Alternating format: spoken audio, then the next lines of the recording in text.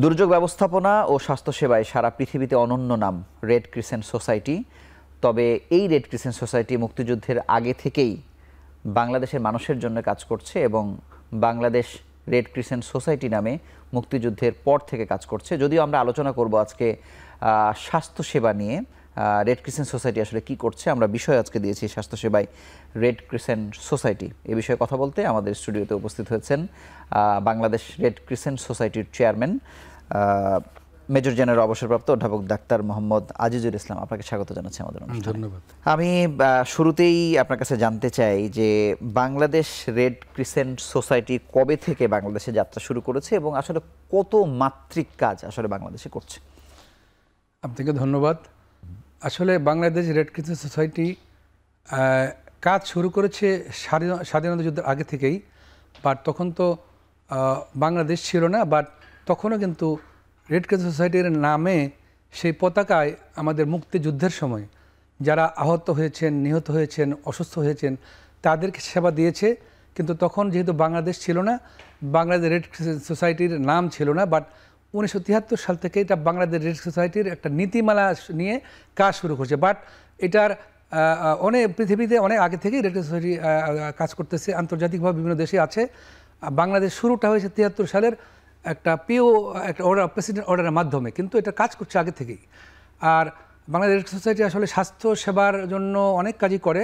তো আপনি নিজেও বলেছেন যে প্রথম বেশিরভাগ আমরা দুর্যোগ ব্যবস্থাপনার সাথে কাজ করি, স্বাস্থ্যর সাথে কাজ করি, শিক্ষার সাথে কাজ করি, সমাজ কল্যাণের সাথে কাজ করি। এবং আমাদের স্বাস্থ্য খাতে আনুমানিক ধরেন আমি যদি বলি টোটাল কাজের মধ্যে 30 থেকে 40% হেলথ সেক্টরে আমরা সেবা মানে হেলথ কাজ করে থাকি।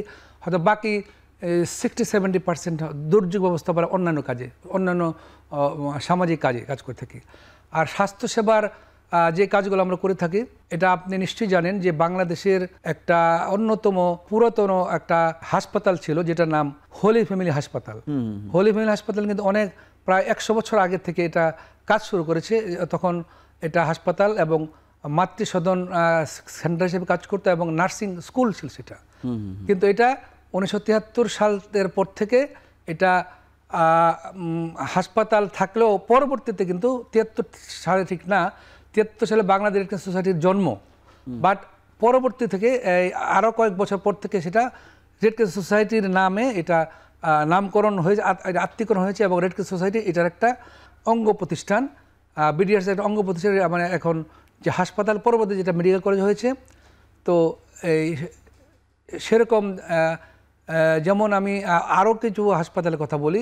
আপনারা যেহেতু জানেন সবাই, হোলি ফ্যামিলি হাসপাতাল যে রেড ক্রিসেন্টের আওতায় বা ইয়েতে কাজ করে, মানে সুপারভিশনে কাজ করে, এবং মেডিকেল কলেজটা এখন আছে এবং নার্সিং কলেজ আছে। বাট আরও কিন্তু অনেক হাসপাতাল আছে যেটা তো আমিও আগে জানতাম না, বাট এখন আমি জানতে পারি। যেমন চট্টগ্রামে একটা জেমিসন রেড ক্রিসেন্ট হাসপাতাল আছে। এটা কিন্তু একটা অত্যন্ত ভালো হাসপাতাল। আচ্ছা, জেমিসন মাতৃসদন হাসপাতাল। সেখানে অনেক রোগী চিকিৎসা পায়, বিশেষ করে ডেলিভারি হয়, বাচ্চাদের ট্রিটমেন্ট হয় এবং অনেক ট্রিটমেন্ট হয়ে থাকে। সেই রিলেটেড সমস্ত সাবজেক্ট ওখানে আছে। এবং ঠিক সেটার মতো আরেকটা হাসপাতাল সিলেটের মাতৃসদন একটা হাসপাতাল আছে, সেখানেও মোটামুটি একটা বড় হাসপাতাল। আমি বলবো যে ঠিক হোলি ফ্যামিলি হাসপাতালের মতো না হলেও তার মতোই প্রায় জেমিসন হাসপাতাল এবং সিলেটের যে মাতৃসদন হাসপাতাল। এবং আরও একটা হাসপাতাল আছে, এটা আমানতগঞ্জের বরিশালে, সেটাও একটা হাসপাতাল। মাতৃসদন হলেও হাসপাতালের মতো রোগী ভর্তি থাকে, চিকিৎসা হয়। কিন্তু এটা ছাড়াও সম্ভবত আনুমানিক 65 বা 68টা আমাদের মাতৃসদন সেন্টার আছে সারা বাংলাদেশে। কারণ বাংলাদেশে আমাদের রেড ক্রিসেন্টের 68টা ইউনিট আছে। আচ্ছা, বিডিএসএস হেডকোয়ার্টার যেটা মগবাজার আছে, এটা ছাড়াও 68টা ইউনিট আছে। ইউনিটের মানে প্রত্যেকটা ডিস্ট্রিক্টেই কিন্তু ইউনিট আছে। 64টা ডিস্ট্রিক্ট এবং 4টা বিভাগ লেভেলের ইউনিট আছে। 68 ডিস্ট্রিক্টের মাধ্যমেই কিন্তু আমাদের মাতৃসদন প্রায় 65 মাতৃসদন সেবা, মাতৃসদন সেন্টার চিকিৎসা সেবা দিয়ে থাকে। আমি মনে করি অনেক লোক এই যে মাতৃসদন এক একটার কথা আপনি যে 68টা বা 65টা বলছেন, এখানে আসলে কি কি সেবা হয়? এখানকার স্টাফ মানে জনবলের কি অবস্থা? এখানে আসলে যেহেতু এটা ওই 68 সেন্টার সবগুলো কিন্তু একরকম সচল না।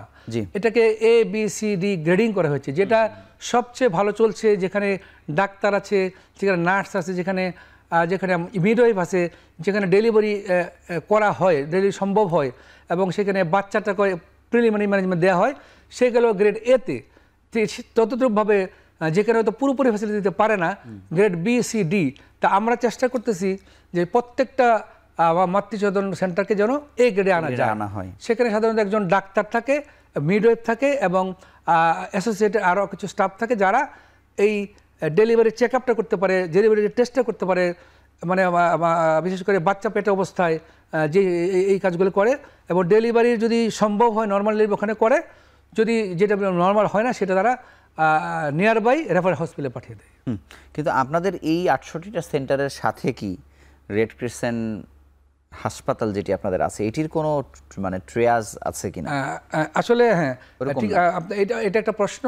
68টা মাতৃসেবা কেন্দ্রের সাথে কিন্তু হাসপাতাল সম্পর্ক নাই। এটার আমাদের রেড ক্রিসেন্ট সোসাইটিতে অনেকগুলো ডিপার্টমেন্ট আছে, তার মধ্যে হেলথ একটা ডিপার্টমেন্ট আছে, হেলথ ডিপার্টমেন্টের একজন ডাইরেক্টর আছে, পরিচালক আছেন, উনি কিন্তু সে বাকি এই সবগুলো মাতৃসেবা কেন্দ্রের সাথে জড়িত এবং সমস্ত হাসপাতালের সাথে জড়িত আছে। এরকম কতজন ডিরেক্টর আপনাদের আছে এই রেড ক্রিসেন্ট? এরকম আমাদের বর্তমানে 18টা ডিপার্টমেন্ট থাকার কথা আছে, কিন্তু এখন যেহেতু কাজের সীমাবদ্ধতা, মানে কাজের ওই ডিপার্টমেন্ট অনুসারে ততটা কাজ ঠিক এখনো ওইরকমভাবে হয় না বিধায়, অথবা আমরা মনে করছি যে ভবিষ্যতে এটাকে যেহেতু সংস্কার করতে হবে, আমরা কিছু ডিপার্টমেন্ট হয়তো ভবিষ্যতে কমিয়ে ফেলবো।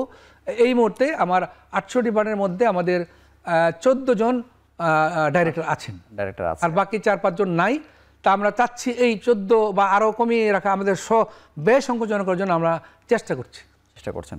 কিন্তু স্যার এই যে মানে একটি আন্তর্জাতিক প্রতিষ্ঠান, এখন তো ব্যয় আসলে বাড়ানোর কথা, ব্যয় সংকোচনের চিন্তা কেন করছেন? তার আগে আমি আপনার কাছে জানতে চাই যে দুর্যোগ এবং স্বাস্থ্য মিলে যত খরচ আসলে করতে হয়, এখানে এই খরচটা কারা বেয়ার করে? হ্যাঁ, এটা একটা ভালো প্রশ্ন।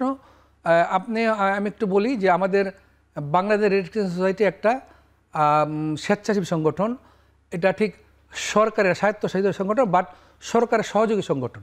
আচ্ছা, আমরা সরকারকে সহযোগিতা করে থাকি এবং সরকারের সাথে আমরা একত্রে হয়ে বিভিন্ন বিশেষ করে আপনার ডিজাস্টার অথবা আমাদের যে যখন স্বাস্থ্যগত জরুরি অবস্থা আসে বা বিপর্যয় হয়, তখন আমরা একত্রে কাজ করি। আমি বলছিলাম যে এটার ফান্ড কি আসলে সবই কি বিদেশি ফান্ড কিনা? হ্যাঁ, ঠিক আছে। আসলে আমাদের রেড ক্রিসেন্ট সোসাইটির যে টোটাল ফান্ডটা আসে, এটা কিন্তু 75% ফান্ডই আসে বিদেশি সংস্থা থেকে। আচ্ছা, বিদেশি সংস্থার আমি একটা এক্সাম্পল দিই। যেমন মনে করেন আইএফআরসি একটা সংস্থা আছে, আইসিআরসি সংস্থা, আইএফআরসি international federation of red cross বা রেড ক্রিসেন্ট, ঠিক ICRC international centre for red crescent red cross. তো এই সংস্থাগুলির মাধ্যমে আমাদের বেশিরভাগ সহযোগিতা আসে আইএফআরসির মাধ্যমে। বাট যে দেশগুলো আমাদের সাথে বর্তমানে আমাদের পার্টনার, আমরা বলি PNS, partner of national society যারা আছে, তাদের মধ্যে যে দেশগুলো আমাদেরকে এখন কন্ট্রিবিউট করে, বিশেষ করে 8টা-9টা দেশ, যেমন Switzerland red cross, Sweden red cross, German red cross, British red cross, American red cross, Qatar red cross, Japan red cross, এরা নিয়মিতভাবে আমাদেরকে সাহায্য দিয়ে যাচ্ছে। আচ্ছা, এছাড়াও আইএফআরসি কিন্তু সারা ওয়ার্ল্ডের বিভিন্ন রেড ক্রস সোসাইটির মাধ্যমে আমাদের যত রকম মানে সহযোগিতা লাগে তারা করে যাচ্ছে।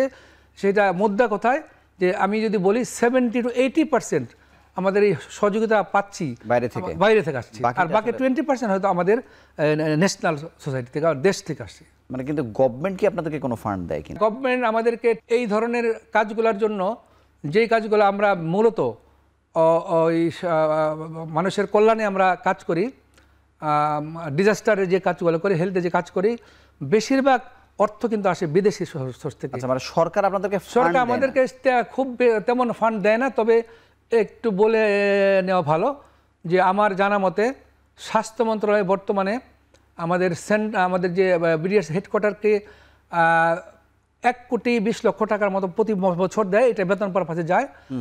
আর সিলেট হাসপাতালকে 2,20,00,000 টাকার মতো দিয়ে থাকে প্রতি বছরে, এটা ওখানকার ওই হাসপাতালের জন্য ব্যয় হয়।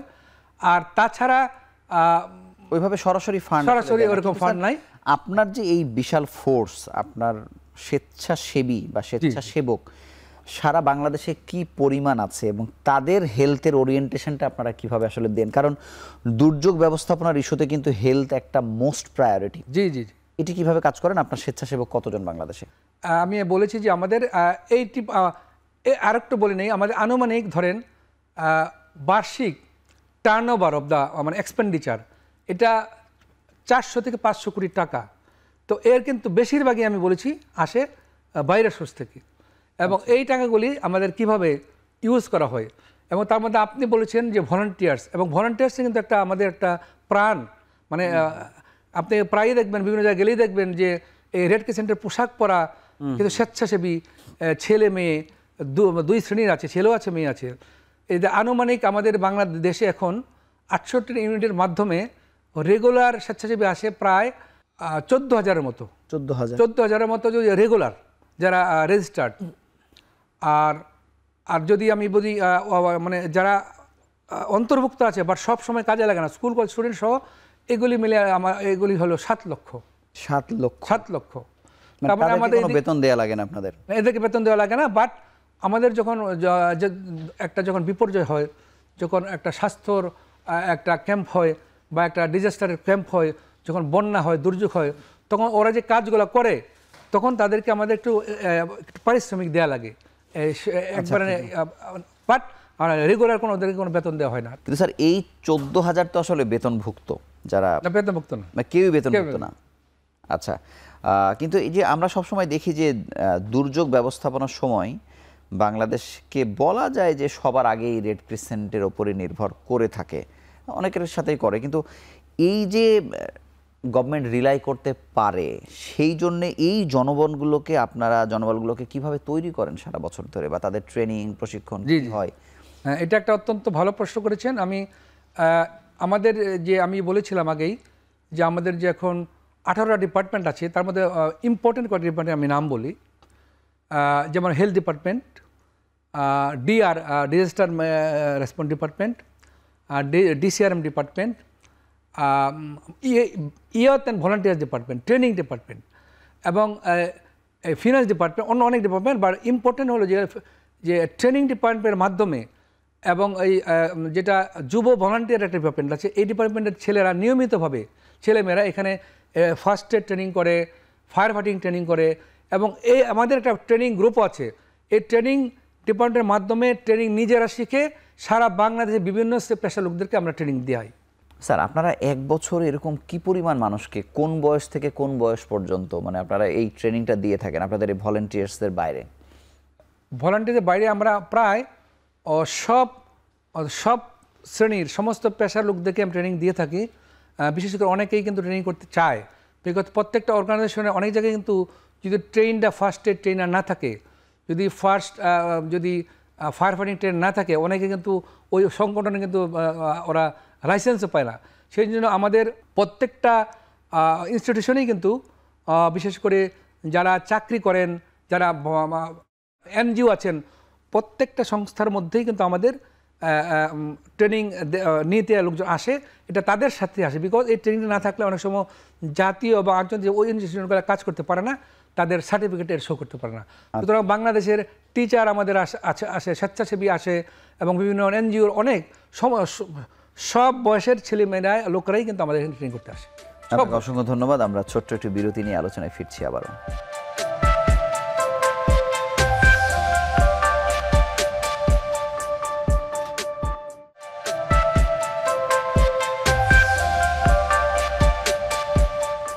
অধ্যাপক আজিজুল ইসলাম, আপনার কাছে একটু জানতে চাইবো যে রেড ক্রিসেন্ট কি আসলে কোনো একটা সংকটের মধ্যে পড়েছে কিনা? আগে যেমন রেড ক্রিসেন্টের নাম আমরা বেশি শুনতাম, কাজ আমরা বেশি শুনতাম, রেড ক্রিসেন্ট নিয়ে একটা মোটামুটি একটা আলোচনা ছিল।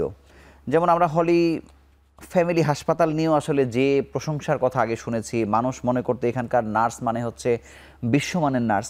এই সব কিছু মিলে আপনার দেখাতে মানে এই red crescent, Bangladesh red Crescent society কোনো চ্যালেঞ্জের মুখে পড়েছে কিনা? আমি যদি এই 5 তারিখের পরের গল্প জানতে চাচ্ছি না, মানে ওভারঅলি একটা সংকট তৈরি হয়েছে কিনা। আসলে আমার যেটা এক্সপিরিয়েন্স, আমি কিন্তু আগে রেড ক্রিসেন্টে আমি কোনোদিন ভলান্টিয়ার ছিলাম না। এই আমার প্রথম অভিজ্ঞতা গত 8 মাস যাবত। তা আমার কোনো ধারণাই ছিল না যে রেড ক্রিসেন্ট সোসাইটি যে এত একটা ভালো সংগঠন, এত একটা ব্র্যান্ডেড অর্গানাইজেশন, মানে রাউন্ড দ্য গ্লোব। আপনি আশ্চর্য হবেন যে সুইজারল্যান্ডে বা রেড ক্রিসেন্টের IFRC হেড অফিস, ওরা যে এত ভালো জানে বাংলাদেশকে, সেই 73 থেকে যে বাংলা পারফরমেন্স এত ভালো, কিন্তু মাঝখানে গত অনেক বছর যাবতীয় কিন্তু আমি তো ধরনের ডাক্তার, আমার পেশাও সেবা করা, কিন্তু আমিও কোনোদিন এই ধরনের আহ্বান পাই নাই, এই ধরনের ডাক পাই নাই, আমি কোনোদিন শুনিও নাই যে এত কাজ হয়। তো আলহামদুলিল্লাহ আমি এখন আমার এত ভালো লাগে যে এটা তো এত সুন্দর একটা সংগঠন, যেখানে যে ডিপার্টমেন্টগুলো সারা বাংলাদেশে কাজ করছে, এবং ভলান্টিয়াররা এত ইয়াং, যে ভলান্টিয়ারগুলো দেখলে এত ভালো লাগে, যে মনে হয় যে এরা ঠিক বাচ্চা, ইয়াং বয়স, তারা নিজেদেরকে চরিত্র গঠন করছে, ভালো ভালো কাজ করতে আসতেছে। এটা আমার খুবই এখন মানে ভালো লাগে, আমি গর্বিত। আর কিছু কথা বলতেই হয় যে আমি এখন বর্তমানে কেন মানুষ এটাকে অত ভালো জানে না। আমি এক্সাম্পল দিলে বুঝতে পারবেন যে আমি ধরেন এখানে আসছি প্রায় 8 মাস 9 মাস যাবত। তো আসার সময় আমি এসে দেখি হলি ফ্যামিলি হাসপাতালের এই গত 15 বছর 16 বছরে যারা চাকরি করেছি অনেকেই এখনও তাদের গ্র্যাচুইটি টাকা পায় নাই। আচ্ছা। আর বেতনও নিয়মিত পেত না। মানে কেন পায় নাই, কারা দেয়? এটা আমার যে ধারণা, এই হাসপাতালে যে রেপুটেশন ছিল এই বিগত দিনে, এই রেপুটেশন আগের মতো নাই। এখানে রুগী থাকার মানে থাকা উচিত কমসে কম 300 রুগী, যদিও 500 বেড আছে, বাট 300 রুগীকে ভালো মেনটেন করার মতো এবিলিটি আছে। কিন্তু 300 রুগী 350 রুগী থাকার কথা, কিন্তু আমি যতদূর জেনেছি এই 100-150 রুগী নিয়ে হাসপাতাল চলেছে। এটি কত শয্যার হাসপাতাল? 528 বেডের শয্যা বিশিষ্ট। তো 528 বেডে 300 থাকা তো খুবই সাধারণ কথা স্যার। কিন্তু এটা আসলে এইভাবে গড়ে ওঠে নাই, কোনোদিনও 500 রোগী ছিল না। বাট আমার যে এক্সপিরিয়েন্স আমি দেখেছি, এই গত 1 বছর যাবতই সর্বোচ্চ রোগী হয়েছে 350 ক্রস করেছে। বাট 200 বেশি রোগী হলেই কিন্তু হাসপাতাল চলতে পারে, এই হাসপাতাল চলতে পারছিল না। তার মানে 200 রোগী মেনটেন হচ্ছিল না বিগত 15 বছর 20 বছর যাবত। যার জন্যই যদি রোগী না থাকে, আপনার যদি ইনভেস্টিগেশন না থাকে, যদি সার্ভিস না থাকে, যদি তারা রোগীর সন্তুষ্ট না হয়, নার্সের যদি ভালো সার্ভিস না হয়, রোগী আসবে না। সেই জন্য এই হাসপাতালটা অত্যন্ত একটা নেগেটিভ ব্যালেন্সে চলে গিয়েছিল। এখনও তার অনেক প্রায় 90 কোটি টাকার উপরে ঋণ আছে। বাট আলহামদুলিল্লাহ গত 6 মাস যাবত আমরা ওদের পুরাতন যারা ছিল তাদের বেতন তো রেগুলার করা হচ্ছে এখন, যারা চাকরি করে, আর যারা অলরেডি রিটায়ারমেন্টে গিয়েছে তাদের গ্র্যাচুইটির টাকাটা পায় নাই। বাট আমরা আস্তে আস্তে দেওয়া শুরু করি। এই ঋণ আপনাদেরকে কে দিচ্ছে? মানে হাসপাতাল আপনাদের কাছে ঋণ নিচ্ছে নাকি আপনারা বিদেশ থেকে ঋণ নিচ্ছেন? আমরা এই হাসপাতালটা আসলে এটা কিন্তু সেলফ সাস্টেইনেবল হওয়ার কথা, কিন্তু হাসপাতালকে কিন্তু প্রথমেই কিন্তু আমরা বিভিন্ন ডিপার্টমেন্টে কিছু আমরা সরঞ্জাম দিয়ে দিয়েছি, ইকুইপমেন্ট, কিন্তু এইগুলো এতদিন রক্ষণাবেক্ষণ হচ্ছিল না, ভালোভাবে হয় নাই, মেনটেন হয় নাই। ওভার স্টাফিং, দেখা গেলো যে যেইখানে লোক দরকার নাই সেইখানে লোক অনেক দেওয়া আছে। আপনি শুনে দেখবেন যে বিভিন্ন চেয়ারম্যানরা কারো এই পুরা রেসপন্সিবিলিটিতে কেউ 100, 150, 200 লোক নিয়োগ দিয়ে গেছে, হয়তোবা কোনো নিয়ম মানছে কিনা আমার সন্দেহ আছে। বাট এই বিভিন্ন যে সমস্ত জায়গার চেয়ারম্যানরা ছিল ওই সময় এলাকার লোকই বেশি এখন আপনি দেখবেন। আমার জানতে চাই যে 24 পরবর্তী বাংলাদেশে এখন আমরা যেমন বিশ্ববিদ্যালয়ে দেখি যে একটা টিচার নিয়োগের ক্ষেত্রে কিন্তু তার রিটেন পরীক্ষা নেওয়া হচ্ছে, ভালোভাবে দেখা হচ্ছে, দলের থেকেও কোনো ক্ষেত্রে তার বিদেশি ডিগ্রি আছে কিনা। এবং আপনি দেখবেন যে উপাচার্য নিয়োগের ক্ষেত্রেও কিন্তু এই ধরনের একাডেমিশিয়ানদেরকে আসলে গুরুত্ব দেওয়া হচ্ছে। এটি 24 পরবর্তী বাংলাদেশের একটা গুড সাইন আপনি বলতে পারেন। অনেক ক্ষেত্রে অনেক পরিবর্তন হয়নি। আপনাকে এটার দায়িত্ব দেওয়ার সময় আসলে মন্ত্রণালয় কি কোনো মিশন ভিশন দিয়ে পাঠিয়েছে, বা আপনি কি অবস্থায় পেলেন রেড ক্রিসেন্ট সোসাইটি? ধন্যবাদ। আসলে মন্ত্রণালয় আমাকে যখন নিয়োগ দিয়েছে, নিয়োগ আপনাকে কারা দেয়? এটা কি আমাকে স্বাস্থ্য মন্ত্রণালয় নিয়োগ দেয়, এবং ওইভাবেই প্রথম আমাকে 6 মাস দিয়েছিলেন, তারপরে দিয়েছিলেন পরের 3 মাস। তো আসলে রেড ক্রিসেন্ট সোসাইটির কিছু কার্য পরিধি আছে। আমি যে ডিপার্টমেন্টে বললাম আপনাকে, এই 18 ডিপার্টমেন্টকে আমাকে চালাইতেই হবে, তা নাহলে বিদেশের সংস্থাগুলোর সাথে আমাদের কাজ করতেই হবে। এটা হলো রুটিন কাজ, চলতেই থাকবে। আর আর যে হাসপাতালের কথা বলা, হাসপাতালটা যদি আমার ইমপ্রুভ না করে এটা লস কন্ডিশন হয়ে থাকতে পারে না। এত বড় একটা হাসপাতাল, এত সুন্দর একটা জায়গায় হাসপাতাল, ঢাকা শহরের প্রাণকেন্দ্রে, এত সুন্দর পরিবেশে এই হাসপাতালটাকে আমরা আবার একটু সেফ সাস্টেনেবল করার একটা দায়িত্ব আছে। আমি অলরেডি কিন্তু আমরা নিজস্ব অর্থায়নে তাদেরকে এখন বেতন দিচ্ছি, গ্র্যাচুইটি শোধ করা শুরু করেছি। আর মেডিকেল কলেজটা মোটামুটি চলছিল, ওটা আয়টা একটু কম ছিল। আসলে হিসাব নিকাশের ব্যাপার তো অনেক। কিন্তু আমি জানতে চাই যে স্যার আপনি কি অবস্থায় পেলেন, মানে কোন অনিয়ম, কোন দুর্নীতি কি দেখলেন রেড ক্রিসেন্ট সোসাইটি প্লাস হাসপাতাল, কলেজ, নার্সিং ইনস্টিটিউট? যেমন আমি আসার পরে আমি দেখলাম যে রেড ক্রিসেন্ট সোসাইটির যে হেডকোয়ার্টার, তারাও কিন্তু সমস্ত কর্মচারী রিটায়ারমেন্টে যায়, তাদের টাকা দিতে পারতো না, গ্র্যাচুইটি টাকা দিতে পারতো না একসাথে। আচ্ছা, কিন্তু আলহামদুলিল্লাহ এটা যে কোনো কারণে হোক, যে কোনো বাধার মাধ্যমে হোক, তারা দিতে সক্ষম ছিল না, দিত না। কিন্তু এখন কিন্তু আপনি খোঁজ নিয়ে দেখবেন বাংলাদেশ রেড ক্রিসেন্ট সোসাইটির যারা রেগুলার কর্মচারী, তারা রিটায়ারমেন্টের দিন থেকেই তার সমস্ত দিন সে গ্র্যাচুইটি টাকা নিয়ে যেতে পারে, নাম্বার 1। নাম্বার 2, যে আমাদের যে 800টা ইউনিট, 800 ইউনিটে কিন্তু আমাদের একজন ইউনিট লেভেল অফিসার থাকার কথা, 800টা ইউনিটে কিন্তু 800 ইউনিট ছিল না। এখন কিন্তু আলহামদুলিল্লাহ 800টা ইউনিটে আমি এই ঢাকার থেকে বিভিন্ন জায়গা থেকেই সাফল করে সমস্ত 800 ইউনিটেই আমরা অফিসার দিতে পেরেছি, যাতে করে ইউনিটগুলো দেখভাল করতে পারে। এবং আমাদের আপনি জানেন যে এই 2024-এর পর থেকে কোনো ইলেক্টেড কোনো কমিটি নাই, এই ব্রাঞ্চ কমিটি নাই। 800 ডিস্ট্রিক্টের কমিটিগুলো আমাদের গঠন করতে হবে, সেই দায়িত্বটা আমার উপর পড়েছে। আমি আলহামদুলিল্লাহ অ্যাডহক কমিটিগুলো গঠন করে ফেলেছি 800টাই। ইলেকশনটা আমাকে সময় দেওয়া হয়েছে এই যে আগামী নভেম্বরের মধ্যে শেষ করতে। তা আমরা অলরেডি 30-40টার তফসিল ঘোষণা করেছি, 4টা-5টা ইলেকশন হয়ে গেছে। আমি আশা করছি আগামী নভেম্বরের মধ্যে 68টার মধ্যে বেশিরভাগ কমিটি গঠিত হয়ে যাবে, তারা পরবর্তী 3 বছরের জন্য একটা গণতান্ত্রিক পদ্ধতিতে কাজ করতে পারবে। আচ্ছা, মানে এই যে সচল করতে চাওয়া, নির্বাচন দেয়া, এর মধ্যে সেবা কন্টিনিউ করা, মানে এগুলা করতে গিয়ে আসলে নানা ধরনের চ্যালেঞ্জে পড়ছেন কিনা আপনি? অবশ্যই অনেক চ্যালেঞ্জ, কারণ হাসপাতাল এবং মেডিকেল কলেজ এবং নার্সিং কলেজটা কিন্তু সম্পূর্ণ আলাদা, এটার সাথে ওই কমিটির কোনো সম্পর্ক নাই। আমি চেষ্টা করলেও রেগুলার যেতে পারি না। মানে এখানেই যে এত বড় একটা 18টা ইউনিটের যে কাজকর্ম, এই যে 18টা ডাইরেক্টরের যে কাজকর্ম, এই কাজকর্মগুলো প্রায় কিন্তু আমাদের বিভিন্ন সময়ে বিভিন্ন দাতা সংস্থাদের সাথে আমাদের মিটিং থাকে, আলোচনা থাকে, এমইও করার সুযোগ থাকে, এবং মন্ত্রণালয়ের সাথে আমাদের জিনিস জানাতে হয়। বিশেষ করে স্বাস্থ্য মন্ত্রণালয় এবং ডিজাস্টার ম্যানেজমেন্ট মন্ত্রণালয় আমাদের সাথে বেশি জড়িত। এবং আপনি হয়তো দেখেছেন যে ওখানে একটা এই রেড ক্রিসেন্ট সোসাইটির ভিতরে মোটামুটি জায়গায় কিন্তু কয়েক একর আছে, আপনি দেখেছেন, কিন্তু ভালো কিন্তু কোনো সুসংগঠিত কোনো কিন্তু অফিস বিল্ডিং নাই।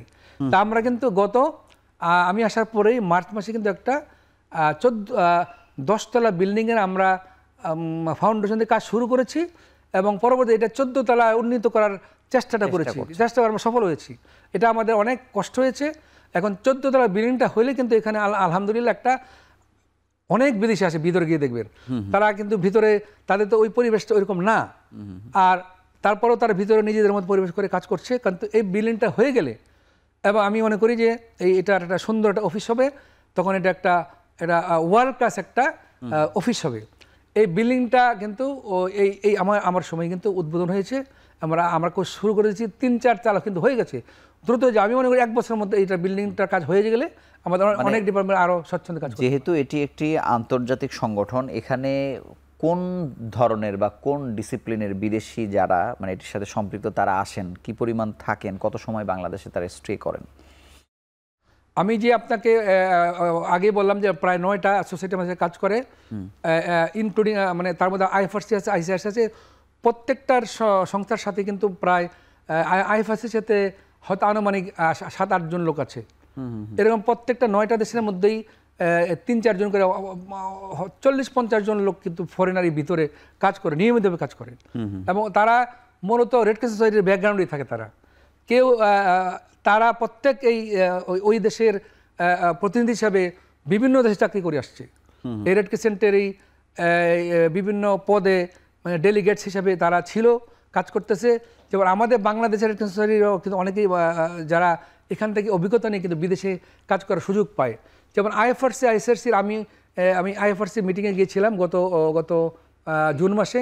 সেখানে দেখেছি বিদেশের কিন্তু অনেক লোক ওখানে আত্মীকরণ হয়েছে, তারা কিন্তু আইএফআরসির কর্মকর্তা হিসাবে কিন্তু কাজ করছেন। সুতরাং যে কোনো লোকই এখানে আসতে পারেন, বাট রেড ক্রিসেন্ট সম্বন্ধে তার জানতে হবে, নলেজ থাকতে হবে, রেড ক্রিসেন্টটা কী, এদের কী ধরনের কাজ। এখানে একটা 7টা ফান্ডামেন্টাল প্রিন্সিপাল আছে, এই 7 ফান্ডামেন্টাল প্রিন্সিপালসগুলো অত্যন্ত, এই প্রিন্সিপাল যদি কেউ মেনে চলে তাহলে কিন্তু কারো কত বিপদে যাওয়ার সুযোগ নাই।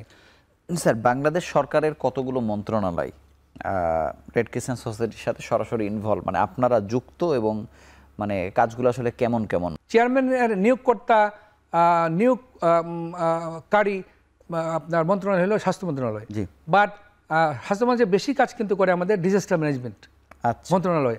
আরও সমাজকল্যাণ মন্ত্রণালয় কিন্তু আমাদেরকে অনেক হেল্প করে। শিক্ষা মন্ত্রণালয় কিন্তু আমাদের একটু বলার কিছু বেশ কিছু টাকা তারা দেয়। এবং ডিফেন্স মিনিস্ট্রির সাথে কিছু কাজ আছে, বিশেষ করে আপনারা জানেন যে যখন প্রথম যে কোনো জায়গায় যদি একটা ভয়ঙ্কর দুর্যোগপূর্ণ জায়গা, যেখানে যাওয়া ডিফিকাল্ট, সেখানে সেনাবাহিনীর সাথেও কিন্তু আমরা গিয়ে কাজ করি। সুতরাং এই মিনিস্ট্রিগুলো আমাদের সাথে। সমাজ কল্যাণ মন্ত্রণালয়ের মাধ্যমে তারা যেহেতু অনেক ক্ষেত্রে অনুদান দেয়, সহযোগিতা দেয়, কোনো একটা কিছু কিনে দেয় যারা বিপদে পড়ে, আপনারা আসলে সমাজ কল্যাণ মন্ত্রণালয়ের মাধ্যমে কিভাবে কাজ করেন? সমাজ কল্যাণ সোসাইটিতে আমাদের প্রোটোকল অফিসার আছেন। প্রোটোকল অফিসাররা নিয়মিত প্রত্যেক মন্ত্রণালয়ের সাথে যোগাযোগ করেন। এবং বিশেষ করে যেমন আমি একটা এক্সাম্পল দিই, আপনি তো শুনেছেন গত আগের মাসে আনুমানিক 18 কোটি টাকা মূল্যের ডিজাস্টার ইকুইপমেন্ট দিয়েছে চাইনিজ গভর্নমেন্ট। সেই চাইনিজ গভর্নমেন্টের এটা দিয়েছে কার মাধ্যমে? এটা দিয়েছে আমাকে ডিজাস্টার ম্যানেজমেন্টের মাধ্যমে। আচ্ছা। তো সুতরাং আমাদের এখানে কোঅর্ডিনেশন করার যে লোক আছে, তারা বিভিন্ন প্রত্যেক মন্ত্রণালয়ের সাথেই যোগাযোগ আছে আমাদের। এবং আমাদের যারা প্রতিনিধি তারা ওনাদের সাথে যোগাযোগ করেন, যখন কোনো ফান্ড লাগে, যখন প্রোগ্রাম হয়, তাদের আমরা এইভাবে যোগাযোগ করে থাকি। আপনাকে অসংখ্য ধন্যবাদ। আমরা আরও একটু ছোট্ট বিরতি নিয়ে আলোচনায় ফিরছি আবার।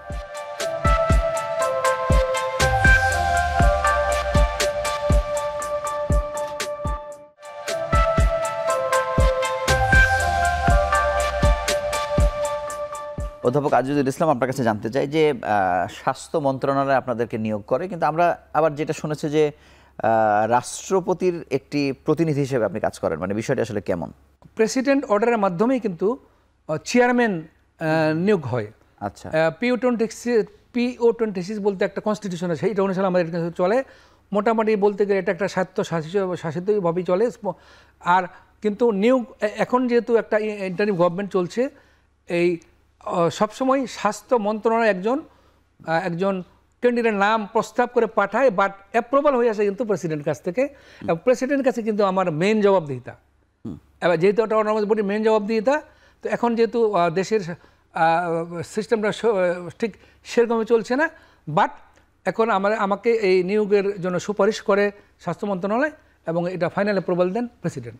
বাট PO26 মাধ্যমেই কিন্তু এটা কর্মকাণ্ড চলে। আচ্ছা, আরেকটি বিষয় স্যার আপনার কাছে জানতে চাই যে এই যে বিদেশি ফান্ড এবং গভর্নমেন্ট আপনাদেরকে সহযোগিতা করছে, এর বাইরে যে অনুদানগুলো আসে, যেমন আপনি বলছিলেন যে ডিজাস্টার ম্যানেজমেন্ট মন্ত্রণালয়ের মাধ্যমে আপনাদেরকে এত টাকার অনুদান দেওয়া হচ্ছে, এই অনুদান কি এই অর্থ সাহায্যের বাইরে কিনা? এরকম আরও কারা কারা আপনাদেরকে এভাবে সহযোগিতা? এটা আমাদের যে রেগুলার, এটা হলো একটা প্রত্যেক দেশই এরকমভাবে আমাদের সাহায্য করে বিভিন্ন সময়ে। যেমন মনে হয় গত বছর আমি দেখলাম কোরবানির সময় আমাদেরকে ওই টার্কিশ রেড ক্রস সেই রোহিঙ্গা এলাকার লোকের জন্য প্রায় 200 গরু কিনে দিল, তারপরে কম্বল কিনে দেয়।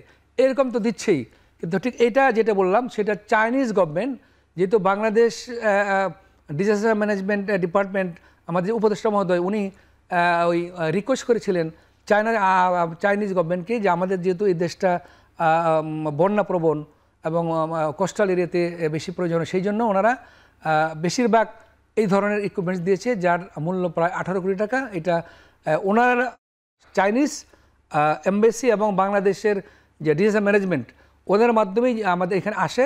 সেটা আমরা পরবর্তী রেড ক্রিসেন্ট সোসাইটিকে তারা আমাদেরকে এটা সরবরাহ করে, আমাদেরকে প্রদান করে, আমরা এটা আনুষ্ঠানিকভাবে গ্রহণ করি এবং আমরা এনলিস্টেড করি।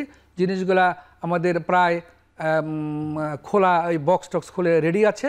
আমরা হয়তো এখন বিভিন্ন জায়গায় পাঠিয়ে দেব কাজ করার জন্য। কিন্তু স্যার মানে যে পরিমাণ ইকুইপমেন্ট, যে পরিমাণ অনুদান আপনারা পান, সেটি কি আসলে মানে জনবলের অভাবে বা কোনো কারণে খুব ফুল ফাংশনালি মানে বাস্তবায়ন করা যায় কিনা, সেক্ষেত্রে সংকট আছে কিনা? এই ধরনের বাস্তবায়ন করা যায় না, সেরকম আমাদের ইকুইপমেন্ট খুব কমই আসে।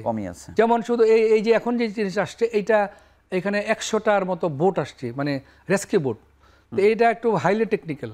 এই জন্য চাইনিজ গভর্নমেন্টের সাথে আমাদের চুক্তি হয়েছে যে তারা ট্রেনিং করিয়ে দিবে। প্রয়োজনে আমরা যদি দেশের ট্রেনিং আমরা করিয়ে নিতে পারবো, যারা কোস্ট গার্ডের কাছ থেকে অথবা যারা রিভার ইঞ্জিনিয়ার যারা আছে তাদের হেল্প আমরা নিয়ে আমরা এটি করে সচল করতে পারবো। মোরওভার চাইনিজ গভর্নমেন্টের সাথে আমাদের চুক্তিও আছে যে তারা আমাদের ট্রেনিং করে এই ইকুইপমেন্ট কীভাবে ইউজ করা যায় তারা করে দিবে, তাতে আমাদের আল্লাহর মতো কোনো অসুবিধা হয় না। কিন্তু স্যার মানে আপনাদেরকে নিয়ে কিন্তু এই দীর্ঘ 1 মাস থেকে আমরা দেখছি যে নানা রকম আপনাদের বিরুদ্ধে নিউজ করা হচ্ছে। এগুলোর বাস্তবতা আসলে কী রকম, যে ফ্যাসিস্টের দোসর বলা হচ্ছে, মানে নানান রকম কথাবার্তা কিন্তু আমাদের কানেও আসছে। আমরা প্রতিবেদন করতে আসলে গিয়েছি, মানে সংকটটা কিভাবে, কাদের সাথে, বা এই যে জুলাই যোদ্ধা যারা বলছেন তারাও বলছেন যে এখানে স্বৈরাচারের দোসররা আছে, নিয়োগে অনিয়ম হয়েছে, অর্থনৈতিক লেনদেন, নির্বাচন, এগুলোর ব্যাখ্যা আপনার কাছে জানতে চাই। আমি এখানে আসার পর আমি এটা এই কথাগুলো কেউ বলে না। রেড ক্রিসেন্ট সোসাইটির যে কার্য পরিধি, এই যে ইউনিট কোথায় কি আছে, মানে কোথায় কোথায় যে আমাদের একটা বিরাট বড় প্রজেক্ট আছে যেটা আপনার রোহিঙ্গা, এখানে প্রায় 10 লক্ষের চেয়ে বেশি আমাদের আছে, যারা আমরা যারা ওই ডিসপ্লেস পিপল, এদেরকে আমরা সহযোগিতা করছি রেড ক্রিসেন্টের মাধ্যমে। তো অনেক জিনিস আমি আগে জানা ছিল না, আস্তে আস্তে জানতে পারলে দেখলাম যে এই প্রত্যেকটার জন্য যে আমাদের যে এতগুলো লোক কাজ করে, প্রায় এত কোটি টাকা বছরে আমাদের খরচ হয়, সেটার জন্য যে আপনার যে প্রত্যেকটা ডিপার্টমেন্ট যে কাজ করে এবং এদের মধ্যে যে একটা যারা কাজগুলোর সাথে জড়িত, তো এরা একটা যেমন এটা একটা নিয়োগ আছে, নিয়োগ বৃদ্ধি হয়, নিয়োগ হয়, তারপরে বদলি হয়, এই টেন্ডার হয়, মানে অনেক টেন্ডার, লক্ষ লক্ষ কোটি কোটি টাকা টেন্ডার। এটার সাথে একটা গ্রুপ ছিল জড়িত, যারা এখান থেকে একটা শেয়ার পেত, যেটা যারা কিন্তু আমি একটু বলেই ফেলি যে এরা কোনো দলের না, তার মানে তারা হলো মানে দুর্নীতিবাজ। তারা এইটাকে পুঁজি করে মানুষকে এই প্রত্যেকটা ডিপার্টমেন্টে একটা এমন ঘটনা করে রেখেছে, সবাইকে একেবারে ব্ল্যাকমেইল করার মতো অবস্থা, যে যখন একটা লোকের পোস্টিং হয় তার সাথে একটা চুক্তি করা হয়, যখন তার ট্রান্সফার হয় তার সাথে একটা চুক্তি করা হয়, চুক্তিগুলো অবৈধ চুক্তি, মানে এটা লিখিত না। কিন্তু আমি দেখতে পেলাম যে প্রত্যেকটা ডিপার্টমেন্টেই ওরিড যে একটা তথ্য ঠিকভাবে বলে না, মনে হয় যে এর মধ্যে একটা আননোন একটা কোনো সিন্ডিকেট আছে তাকে নিয়ন্ত্রণ করে।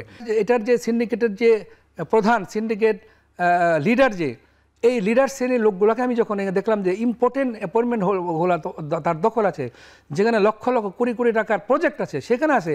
আমি যখন এখানে সরাই দিতে শুরু করলাম, আপনি নিয়ে খোঁজ নিয়ে দেখেন আমার 18 ডিপার্টমেন্টের সমস্ত ডিপার্টমেন্টে বলবে 80-90% লোক বলবে এখন আমরা আল্লাহর রহমতে ওই লোকগুলোকে আমি কিছু সরিয়ে দেওয়ার ফলে তারা এখন খুব নীরবভাবে শান্তিপূর্ণভাবে ফিনান্স ডাইরেক্টর, সমস্ত ডাইরেক্টরই কিন্তু এখন ভালোভাবে কাজ করতে পারছে। আমি যদি মানে আপনার কথা বিশ্বাস নাও করি, ধরে নিলাম যে আপনি যা বলছেন এগুলো সব সত্য নয়, কিন্তু 15 বছরের স্থবিরতা, 15 বছর ধরে একেবারে একটা অচল অবস্থা, ডাউনগ্রেড পজিশনে চলে যাওয়া, হলি ফ্যামিলি চলতে না পারা এবং রোগী কমতে থাকা, এগুলো আসলে কি প্রমাণ করে? এগুলি প্রমাণ করে যে আসলে এই যারা এখানে চেয়ারম্যান ছিলেন, যারা এখানে এই ম্যানেজিং বোর্ডে ছিলেন, তারা হয়তো সঠিকভাবে দেখভাল করতেন কিনা, নাম্বার 1। আর নাম্বার 2, আমি আবারও বলি, দায়িত্ব নিয়ে বলছি, আপনি খোঁজ নিয়ে দেখবেন রেড ক্রিসেন্ট যারা জড়িত আছে, যারা চাকরি করেছে, তারা সবাই বলবে যে এখানে ইতিপূর্বে যত অথরিটি আসছিল, মাত্র 2 জন বা কয়েকজন গুটি কয়েক চেয়ারম্যান ছাড়া, ম্যানেজিং বোর্ড ছাড়া সবাই ওই যে ম্যানেজমেন্টের কাছে, ম্যানেজমেন্ট বলতে যারা চাকরি করে ওখানে, যে আপনার সেক্রেটারি জেনারেল চাকরিজীবী, ডেপুটি সেক্রেটারি চাকরিজীবী, ডাইরেক্টর সব চাকরিজীবী, ওদের হাতে একটা জিমনি হয়ে থাকে সবসময়। আচ্ছা, সেই জায়গাটা ভাঙার চেষ্টা, সেই জায়গাটা আমি ভাঙার চেষ্টা করেছি এটা আমি আপনাকে রিকোয়েস্ট করব, আপনি নিজে সরজমিনে জিজ্ঞেস করবেন যে আমি আসার পরে সেটাকে আমি যখন ধরলাম, তাদের যখন ব্যবসা বাণিজ্য তাদের যে শেয়ার যখন চলে গেল, তখন তারা আমার বিরুদ্ধে অনেক রকম কথা বলার চেষ্টা করলো যে আমি স্বৈরাচারের দোষর, স্বৈরাচারে হেল্প করতেছি। আসলে সেগুলো কোনো প্রশ্নই আসে না, এটা কিছুই না, এটা একটা প্রপাগান্ডা, এটা একটা প্রপাগান্ডার জায়গা। স্যার আপনাকে ধন্যবাদ। আমরা শেষ বিরতি নিয়ে আলোচনায় ফিরছি আবার।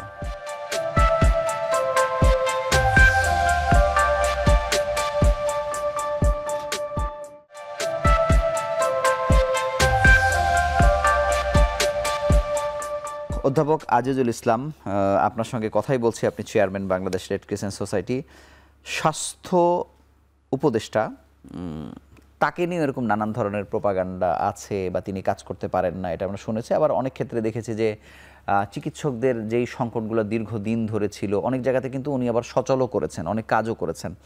মানে রেড ক্রিসেন্ট সোসাইটিকে বা আপনাকে কাজ করবার ক্ষেত্রে ওনার কাছ থেকে কেমন সহযোগিতা আপনারা পান? উনি আমাকে যখন নিয়োগ করেছেন তখন কিন্তু বলেই দিয়েছেন যে আপনার রেড ক্রিসেন্ট সোসাইটি কিন্তু আপনি সঠিকভাবে চালাবেন, আমি এখানে কোনো ইন্টারভিউ করব না, এবং ইন্টারভিউ করেও না, আমি বলবো ভার্চুয়ালি করেও না, করলেও আমি সেটাকে আমরা বোঝানোর চেষ্টা করি যে আসলে ম্যাম এখানে তো আসলে অনেক এই জিনিসগুলো তো এইভাবে করতে হবে। উনি আমাকে উনিও তো আমার মতোই নতুন, হঠাৎ এখানে বসছেন। জি। তো পরে আমি যখন বুঝাই, উনি সবগুলো বুঝে আমাকে সহযোগিতা করেন, এবং উনি আমাকে বলে দিয়েছেন যে আপনি কিন্তু দুর্নীতির ব্যাপারে জিরো টলারেন্স শো করবেন। আমি কিন্তু তাই করছি, এবং আলহামদুলিল্লাহ এই পর্যন্ত আমি মনে করি যে এত সংকলতার এই বিভিন্ন সমস্যার মধ্যেও কিন্তু রেড ক্রিসেন্ট কিন্তু ফিনান্সিয়ালি কিন্তু ইমপ্রুভ করেছে। আচ্ছা, মানে অর্থনৈতিক সক্ষমতা বৃদ্ধি পেয়েছে, হাসপাতালের আয় বৃদ্ধি পেয়েছে, মেডিকেল কলেজের পরিস্থিতি বৃদ্ধি পেয়েছে, এবং বিভিন্ন নিয়োগ এবং ট্রান্সফারের স্বচ্ছতা এসেছে। এবং আমি মনে করি যে আলহামদুলিল্লাহ এইভাবে যদি চলতে থাকে, Red Crescent Society will be one of the best organization in the country, not in the country, একটা ওয়ার্ল্ডের মধ্যে একটা, আমি মনে করি একটা এটা একটা রোল মডেল হবে। কিন্তু স্যার মানে কোনো র্যাঙ্কিং আছে, মানে সারা পৃথিবীতে কতগুলো এরকম সোসাইটি কাজ করে রেড ক্রিসেন্ট সোসাইটির আন্ডারে?